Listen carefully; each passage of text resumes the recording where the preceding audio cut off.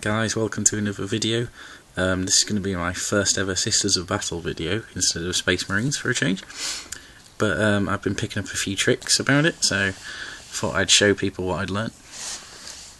Today I'm going to talk about one of the more unconventional units. That's the Battle Conclave. What this is if you take Ecclesiarchy Confessor or one of the named confessors, such as Uriah Jacobus or Kirinov, what happens is you can take a Battle Conclave, and that's up to 10 models. And there's 3 different kinds. There's Arco-Flagellants, which are basically just attack heavy models, decent strength for a Sisters unit. You can take the Crusader, which is basically a guy with a single power weapon and a storm shield. And then you can take the Difficult Assassins, which in this case is what I have here. Sadly they are unpainted. I'm still in the process of modelling them. Obviously these aren't the official models.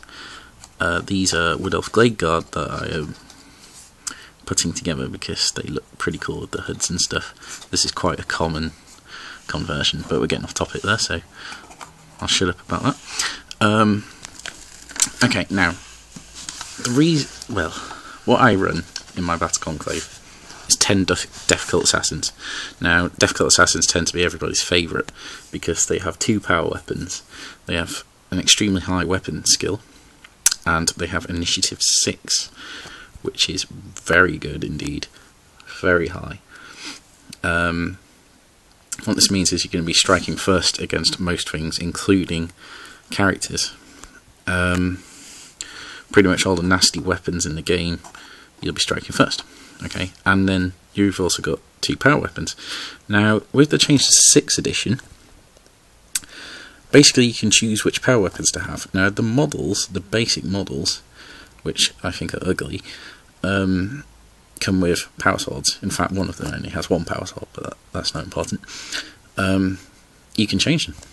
You can do whatever you want. You can put any kind of normal power weapon in the slot. So what I give them, and I'll try and show you here, is a power sword in one hand and a power maul in the other. Now this is obviously a bow I've cut in half. It's a kind of special weapon in the fluff. Whatever. Doesn't matter. Represents power maul. Okay? So what this means is you get to pick which weapon to use every time you attack. So I'm going to say I'm facing Space Marines. That free up armor save, I want to get rid of that. So obviously I'll choose to use the power sword to attack that turn. Now I still get the +1 extra attack for having 2 close combat weapons. Doesn't matter that they're not the same kind, they're both power weapons. Okay, so I get that. I get my base attacks, and then obviously if I'm on charging in, I get an extra attack. So I'd have 4 attacks, okay? All power sword attacks. Weapon skill 6. Base strength is 4, so, you know, you're going to do quite a lot. Now, imagine you've got 10 of these in a unit, and that's a hell of a lot of attacks you're suddenly going to use. Basically, you're going to wipe out a squad if you charge in. If you don't charge in, nah, give it 2 rounds before they die, but you're going to kill them. Okay, now why have I taken the power maul as the second option? Basically the power maul is the best power weapon in the game currently. I know that's quite an unpopular thing to say, but honestly that's what I believe. A lot of people think, oh, you need to take the power axe, deal with Terminator armor, deal with those 2 armor saves. Do you know what? In this case, no, you're crippling yourself there. Remember, Initiative 6. Okay, if you take a power axe, you're strength 5, and you're striking the same time as the Terminators, or sometimes afterwards. And remember, these people are very weak. They don't have the ability to stand up to too much fights. Their main defense is the fact they're going first. Now, I kind of learnt this because playing Sisters are all Initiative 3, so I'm used to going last, and it's probably one of the biggest weaknesses of playing Sisters is the Initiative 3. So Initiative 6 is amazing. Okay, now without going off like too much off topic. Okay, so power mauls over power axes. Power axe, you'd be strength 3, you'd ignore the armour. Okay, they still get an invulnerable save, remember. Now what if they've got storm shields? Okay, power sword's no good. That's base strength, and you know, they'd get their 2 up armour save, so you can't use that. Power axe, reduce them by 1 on their armour save, and you get +1 strength. Okay. Power maul. Okay, remember, 4 attacks on the charge per model, 10 models, 40 attacks on the charge. Okay. Weapon skill 6, wounding on 2s. How many wounds is that? They get the 2 up armour save, but that's a hell of a lot of 1s they're going to roll. Okay. Basically, you're going to cripple the squad. And each one of these models costs 15 points. Every Terminator costs around 40. Kill 1 Terminator, you've already caused a lot of damage. You know, there is no Terminator squad above 10 models, and generally you will cripple them. So, bear that in mind. Also bear in mind, with your high initiative, even if you fail, chances are you'll get away. You can't be sweeping advanced by Terminators anyway, so don't worry about that. But yeah, that's why I choose the power maul. Okay, it's about weight of attacks in the case of difficult assassins.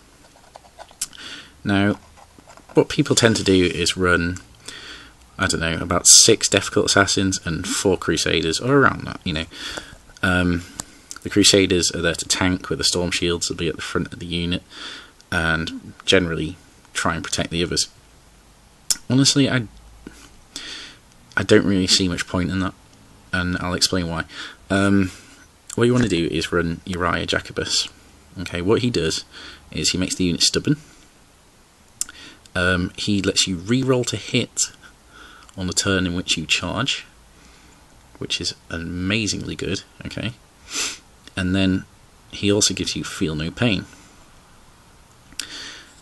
Now, difficult assassins have a 5 up invulnerable save. Okay, which is already half as good as a Crusader.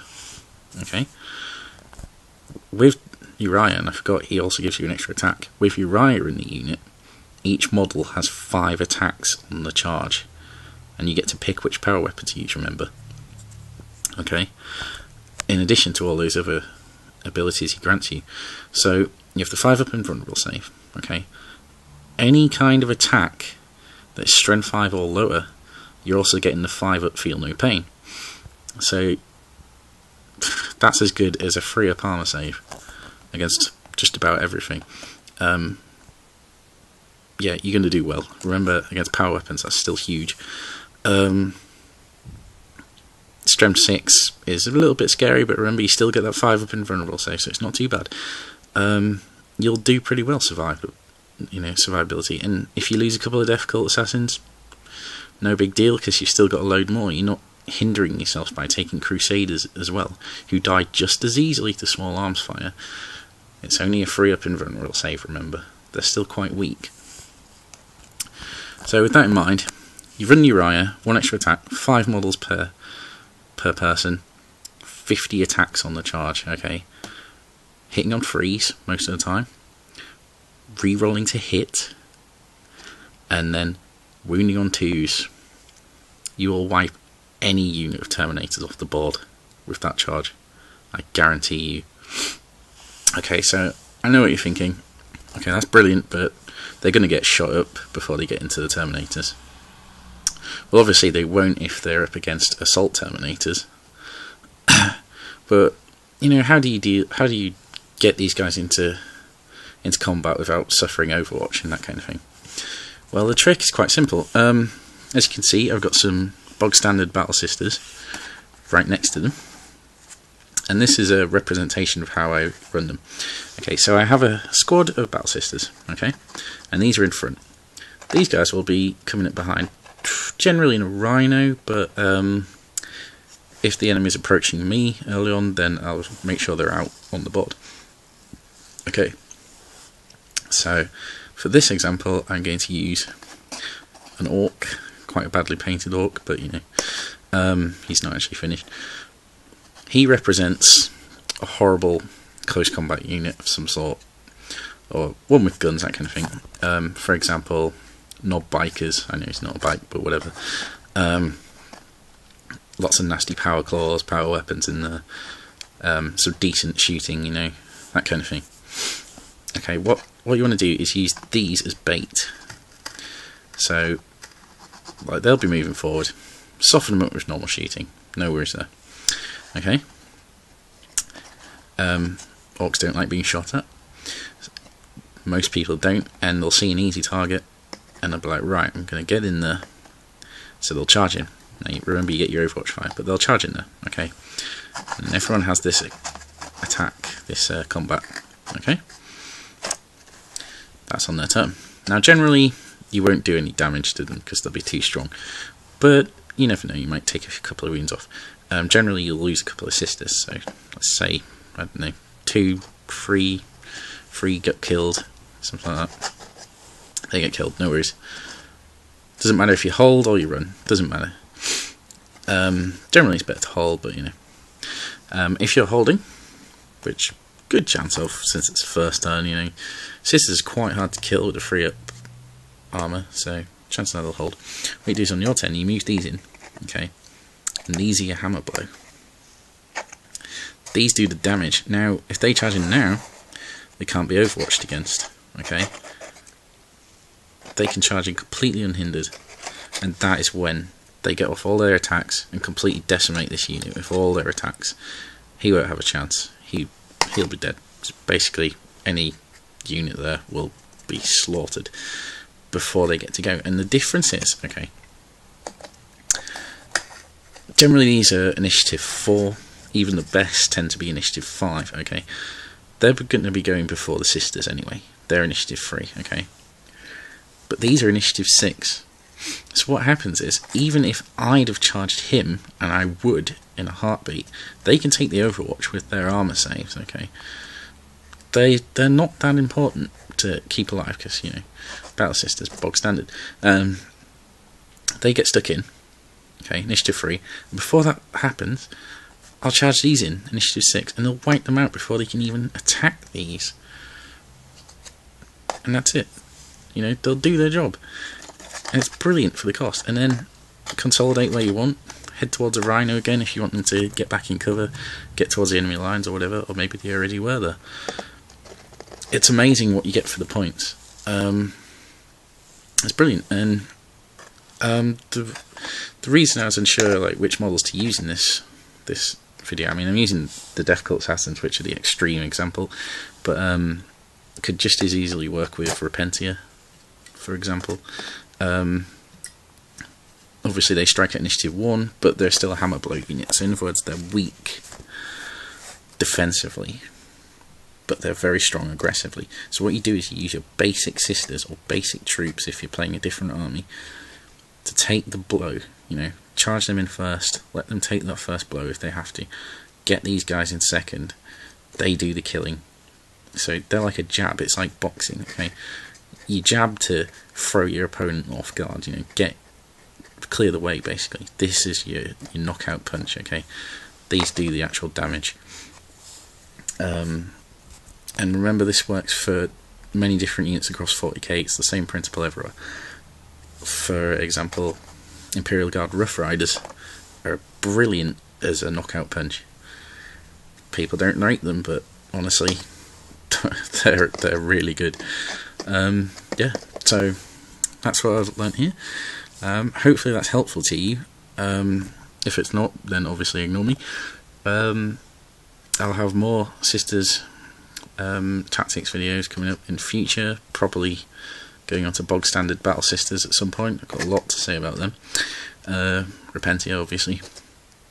And of course I'll have Space Marine ones, and of course there'll be plenty more updates on my blog, so check that out, the link below. And if this was helpful to you, please subscribe, please comment, and I'll see you all later.